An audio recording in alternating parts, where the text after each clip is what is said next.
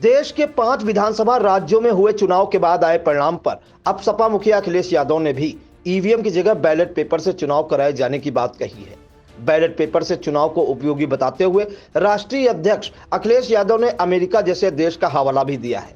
अखिलेश यादव के मुताबिक जब अमेरिका जैसा देश जो टेक्नोलॉजी में सबसे आगे है और वहां बैलेट पेपर से चुनाव हो सकते हैं तो भारत देश में क्यों नहीं हो सकते।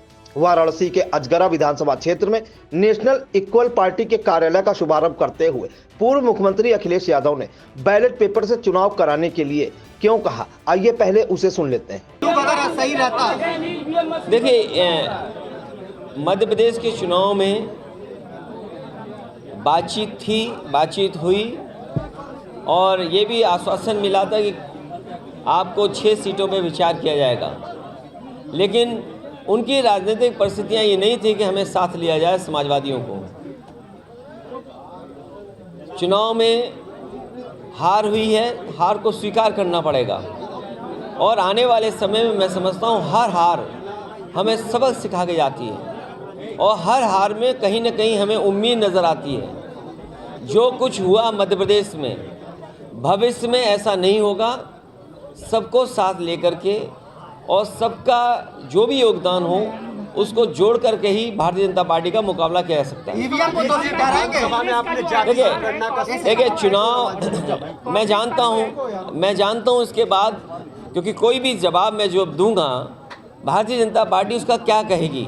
हम समाजवादी लोग हैं जिन्होंने उत्तर प्रदेश में सबसे ज़्यादा लैपटॉप बांटे और मैं आपके सामने बड़ी जिम्मेदारी के साथ कहता हूँ कि आज भी जो लैपटॉप जिन परिवारों में होंगे वो चल रहे होंगे, आज भी ख़राब नहीं होंगे और आपके पड़ोसी में भी या अड़ोस पड़ोस में भी कोई नहीं परिचित होगा जिसको लैपटॉप मिला होगा। समाजवादी पार्टी ने एम्बुलेंस चलाई, आप फ़ोन करते थे 15 मिनट में एम्बुलेंस पहुंचती है। समाजवादी पार्टी ने यहाँ पर डायल 100 दिया, फ़ोन करने पर पुलिस आपके पास पहुँचती है। और आजकल तो देखा होगा आपने, टेक्नोलॉजी में स्विगी है, तमाम है, फ़ोन करो खाना आ गया, फ़ोन करो सामान आ गया। ये बात नहीं है कि हम टेक्नोलॉजी को नहीं समझते हैं, टेक्नोलॉजी को हम समझते हैं, लेकिन लोकतंत्र मजबूत तभी होगा जिस तरीके से अमेरिका में, जापान में, अमेरिका हमसे अर्थव्यवस्था में और ताकतवर बहुत है देश हमसे, जापान हमसे बहुत आगे है। अगर वो देश इस तरह की व्यवस्था पर विश्वास नहीं रखते हैं तो इतने बड़े लोकतंत्र में वोट आपने डाला, आप 1 हफ्ते इंतज़ार कर रहे हैं परिणाम के लिए और आप 2 घंटे में परिणाम चाहते हो। इसलिए हमें और आपको भी अमेरिका से सीखना चाहिए। अगर 1 महीना वोट डलता है तो 1 महीना काउंटिंग भी होती है। इसलिए अगर अमेरिका आज दुनिया में सबसे ताकतवर देश है और अगर वहाँ व्यवस्था बैलेट की, पेपर की है तो कहीं ना कहीं हमें भी अपनाना चाहिए। और ये ज़रूरी नहीं है कि रिज़ल्ट 1 घंटे में आए, घंटा, 2 घंटा, 2 दिन, 3 दिन। अगर अमेरिका जैसा देश 1 महीने इंतज़ार करता है, काउंटिंग कराता है, तो आपको किस बात की जल्दी है। इस दौरान योगी सरकार पर निशाना साधते हुए वाराणसी में सफाई व्यवस्था को लेकर भी टिप्पणी की। इसके अलावा गंगा सफाई के लिए नमामि गंगा और हमेशा सकारात्मक सोच रखने को लेकर वह क्या बोले, आइए उसे भी सुनते हैं। तो यही उम्मीद लगा के बैठे थे 17 में कि सरकार बनेगी, 22 में भी यही उम्मीद लगा के बैठे थे। तो उम्मीद करना और सोचना कोई गलत नहीं है, इंसान का पॉजिटिव हो रहना कोई ख़राब बात नहीं है। लेकिन ये आप बताइए कि हर मीटर, अगर 1 मीटर नाला साफ़ हुआ होगा बनारस में तो कितने करोड़ रुपए खर्च हुए होंगे? क्या इसका हिसाब किताब कोई देगा? आपने कहा कि नमामि गंगे के नाम पर गंगा साफ़ होगी। क्या आज BOD, COD, dissolve oxygen Ganga की उतनी साफ़ सुथरी है? क्या हमारे नाविक जो उम्मीद लगाए थे कि उनकी नाव चलेगी गंगा में, अरे बड़े बड़े 3 स्टार 5 स्टार आ गए जिसमें बार है। 5 स्टार अगर आप कह रहे हैं क्रूज़, तो बिना बार के 5 स्टार नहीं हो सकता। शायद आप मुझसे बेहतर समझते होंगे ये बात।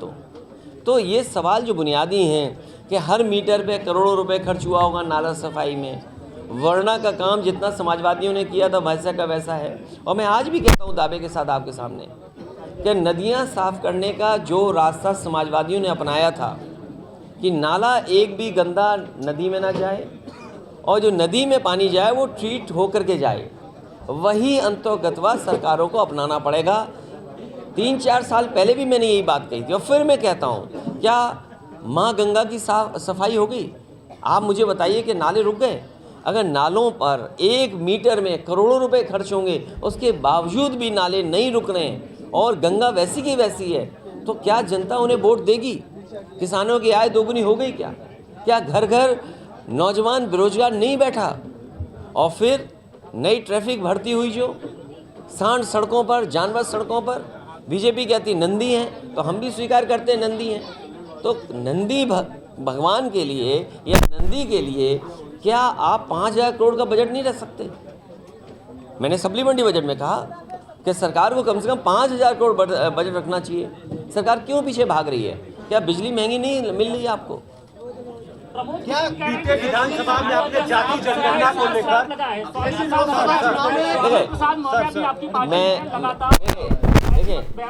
मैं बहुत सुलझा हुआ इंसान हूँ।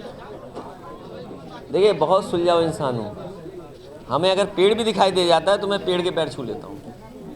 क्या ये सनातन धर्म में नहीं है? बिल्कुल है, लेकिन स्वामी के साथ नहीं। अब मैं क्या बोल रहा हूँ? हमसे ज़्यादा अगर पेड़ लगाए हो किसी ने तो बता दो। तो हम तो वो लोग हैं। इसलिए सवाल क्या है? सवाल ये है, क्या 1 मीटर नाले में करोड़ों रुपए खर्च नहीं हुए? नाला सफाई में क्या 1 मीटर नाले में करोड़ों रुपए करेंगे? हमारे मुख्यमंत्री जी 46 में 56 वाले, हमारे मुख्यमंत्री 46 में 56 क्या सदन में स्टेटमेंट दे रहे थे कि जो गोरखपुर लिंक है वो केवल 3,000 करोड़ रुपए की बनी है। मैं आपसे कहता हूँ, गूगल करिए, यूपीडा की वेबसाइट देखिए, क्या 6,000 करोड़ की सड़क नहीं बन रही?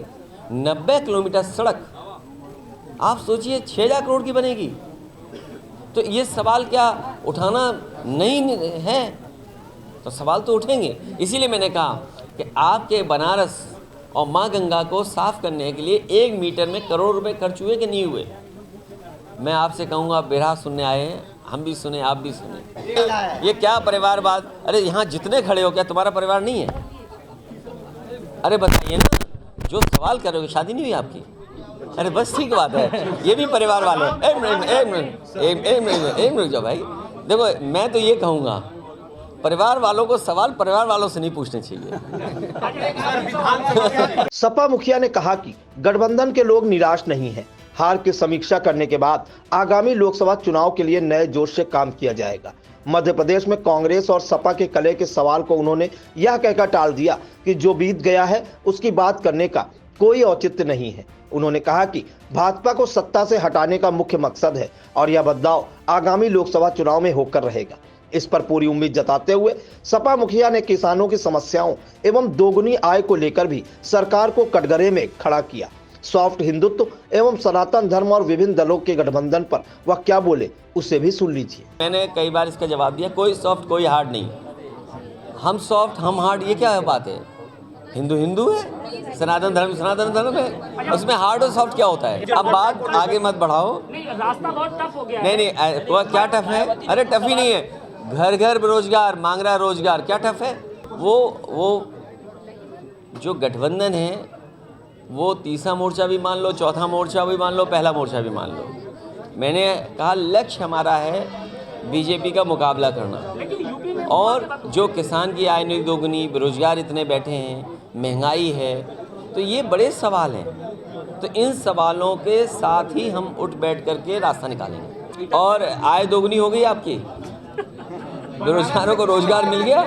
अरे भाई देखिए, आप अपने आप कैंडिडेट मत घोषित किया करें। ये अखबार वाले, टीवी वाले घोषित कर देते हैं प्रत्याशी। अगर आप में से किसी का मन हो तो हमें चुपचाप पर्ची दे देना। देखिए, और मैंने तर्क भी दिया। मैंने ये कहा कि जब 2017 में मेरिट से पुलिस की भर्ती हुई थी तो उस समय पुरानी आरक्षण व्यवस्था थी, और जब भर्ती का रिजल्ट आ गया तो तमाम नौजवान जो नौकरी पा गए थे, सरकार ने वो आरक्षण की व्यवस्था बदल दी। जो नए तरह से आरक्षण था वो व्यवस्था लागू कर दी, तो 1700 नौजवानों को अपनी नौकरी खोनी पड़ी। उसमें पिछड़े और दलित नौजवान थे। इसीलिए मैंने मांग की है, और पूरे देश से ये मांग उठ रही है कि जाति जनगणना हो और आबादी के हिसाब से हक और सम्मान मिलेगा। इसके मैं पक्ष में हूँ। जाति जनगणना होगी, होके रहेगी, समय ज़रूर है लग सकता है, लेकिन देश की बड़े पैमाने पर आबादी ये चाहती है कि जाति जनगणना हो। भाजपा भी कह रहे हैं 2024 को किस तरह से देख रहे हैं आप? 24 ऐतिहासिक परिणाम आएगा और बदलाव होगा।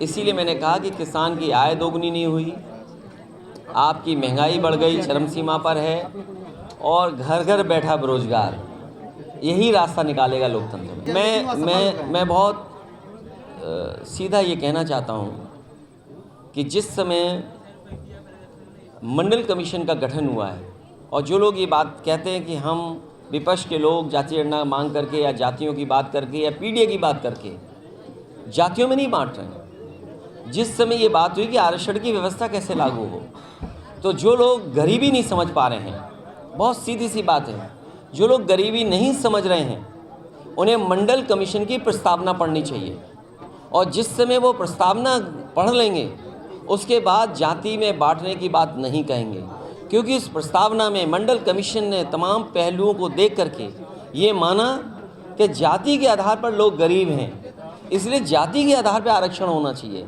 इसलिए जो बात हम लोग कह रहे हैं, अगर बाबा साहब भीमराव अम्बेडकर जी ने संविधान से जाति की वजह से आरक्षण दिया है और मंडल कमीशन ने पिछड़ों को अगर जाति के हिसाब से आरक्षण दिया है, तो जो लोग ये बात कह रहे हैं कि हम जातियों में बांट रहे हैं, और हम पत्रकार साथियों से भी कहेंगे कि आप भी मंडल कमीशन की प्रस्तावना पढ़िए, उन्होंने जात के आधार पर गरीब माना है। इसलिए जो लोग ये कह रहे हैं उन्होंने संविधान और मंडल कमीशन की बातें नहीं पढ़ी हैं, वो पिछड़े विरोधी हैं, दलित विरोधी हैं, और अल्पसंख्यक विरोधी हैं, और आदिवासी विरोधी लोग हैं।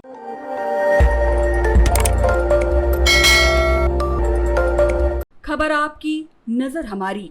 देखते रहिए आई इंडिया।